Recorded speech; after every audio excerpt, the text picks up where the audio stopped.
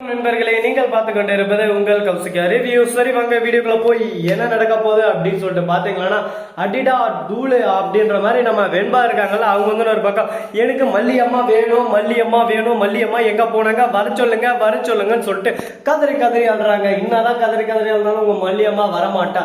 இதுக்கு மேல என்கிட்ட மல்லிய பத்தி பேசாத வெண்பா அப்படின்னு சொல்லிட்டு ராஜேஸ்வரி ஒரு பக்கம் சொன்னிருக்கா. கால் மேல கால் போட்டு ரஜினி தானே அடியே அதான் நாங்க இருக்கிறீங்களா, என்ன எப்ப பார்த்தாலும் வெண்பா வந்து மல்லின்னு பல்லு எல்லாம் தட்டி போடுவான். இதுக்கு மேல நாங்க என்ன சொல்றோம்ல அதுதான் கேட்கணும். கூட ஒருத்தனா கஞ்சி ஒருத்தனா குடிச்சிட்டு சைலண்டா இருக்கணும். எதனா ஓவரா பேசினா செஞ்சு விட்டுருவான் அப்படின்னு சொல்லிட்டு நம்ம ரஞ்சித் சொல்றான். யார் செய்யுது? என் பொண்ணு மேல கை வைக்கிறதுக்கு உனக்கு என்ன ரைட்ஸ் இருக்கு? என் பொண்ணவே நீ அடிச்சிருவியா? நீ அவ்வளவு பெரிய லாடா, அவ்வளவு பெரிய டானா அப்படின்னு சொல்லிட்டு கேள்வி மேல கேள்வி கேட்கறாங்க. ஐயோ என்னடா இது இப்படியெல்லாம் பேசுவாங்க அப்படின்ற மாதிரி ஷாக் ஆயிட்டு நின்று இருக்கா நம்ம விஜய். இப்ப தெரிதாப்பா ஏதோ மல்லியை துரத்திடலாம் அவன் பேச்சை கேட்டுன்னு இருந்தியே. இப்ப தெரிஞ்ச உன் பொண்ணை எந்த லட்சத்துல எந்த அளவுல பாத்துறாங்கன்னு சொல்லிட்டு உன் பொண்ணை ஏன்னா மசருன்னு கூட கண்டுக்க மாட்டாங்க. அவங்களாம் மல்லி இருந்தா மட்டும்தான் தான் பொண்ணை எப்படி வளர்ப்போம் அது மாதிரி பாசத்தை ஊட்டி தான் பொண்ணுன்னு நினைச்சுதான் அவங்க வளர்த்துனே இருக்காங்க. அந்த அளவுக்கு பாசம் அவங்களுக்கு இருக்கு. ஆனா இது எல்லாரையும் எப்ப புரிஞ்சுக்க போற? மல்லியை யாரு வீட்டை விட்டு வெளியே போக சொன்னது? மல்லி எதுக்காக போனோம் அப்படின்னு சொல்லிட்டு கேக்குறாங்க.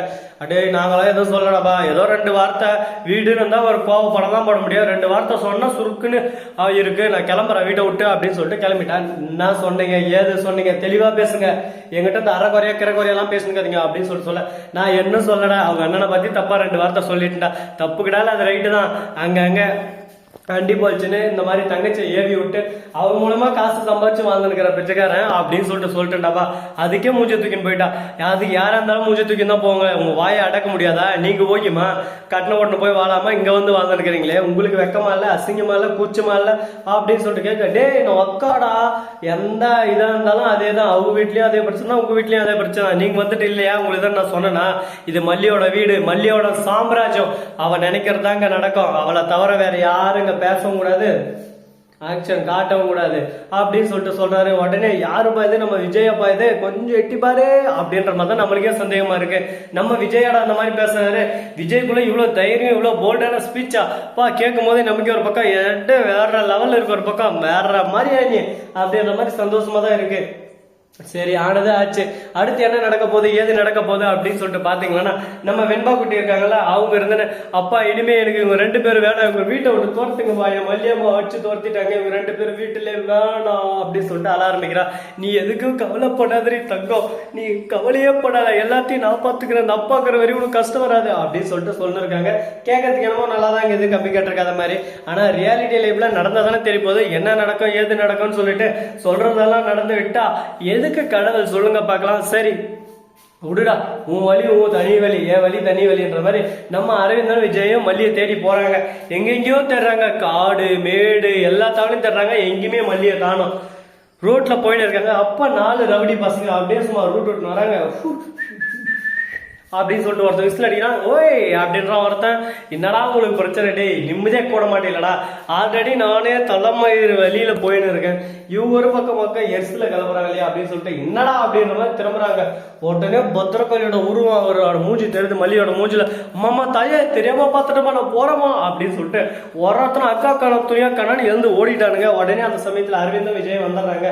எதுக்கு மல்லி அவர் தெரிச்சு ஓடுறாங்க அப்படின்னு சொல்லிட்டு கேட்க, எனக்கு என்ன தெரியும் அப்படின்னு சொல்லிட்டு மல்லி மூஞ்சியை திரும்பி காட்டுறாங்க. அப்படியே கொலை வீட்டுலங்கிறாங்க. விஜய் வந்து எம்மா தாயே நீ வீட்டை விட்டு வந்தது தப்பு தான், நீ உன் வீடு, நீ எதுக்கு வீட்டை விட்டு வர, உன்னை பத்தி தப்பா பேசினா அவ்வளவுதானே வீட்டை விட்டு துரத்தணும், நீ வீட்டை விட்டு வர, நீ நான் முட்டாளா அப்படின்னு சொல்லிட்டு கேட்க. யாருக்குப்பா தெரியும், திடீர்னு நீங்க பொசுக்குன்னு உங்க அக்காளுக்கு சப்போர்ட் பண்ணிடுறீங்க, உங்க அக்கா பண்றதுதான் கரெக்டுன்றீங்க, நான் பண்றது தப்புன்றீங்க.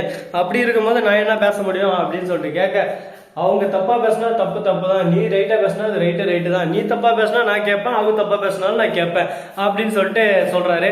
ஓகே நீ 2 பக்கம் கேட்டுனாரு, நான் வரேன் அப்படின்னு சொல்லிட்டு புரிஞ்சுக்காம மல்லி கிளம்புறாங்க. இந்த தத்தி மாடு எப்பவுமே புரிஞ்சுக்காதா, எதுக்கு தான் அந்த மாதிரி பண்ண இருக்குன்னு சொல்லிட்டு தெரியாம குழப்பத்துல குழம்பி போயிட்டு இருக்காங்க.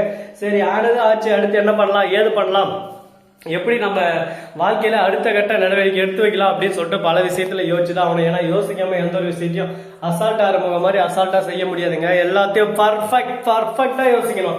யோசிச்சு அப்படியே சும்மா சைனிங்கா செஞ்சு முடிச்சுட்டு அடுத்த வேலை என்ன அதை பார்த்துட்டு நம்ம பாட்டுக்கு நம்ம வேலையை பார்த்துட்டு போயினே இருக்கணும். அப்பதான் வாழ்க்கையில growth ஆயின்னு ஒரு பக்கம் வெற்றி மீது வெற்றி வந்து என்னை சேரும், அதை வாங்கி தந்த புகழை எல்லாம் உங்களை சேரும் அப்படின்ற மாதிரி பாட்டை பாட்டு ஒரு பக்கம் போயினே இருக்கலாம்.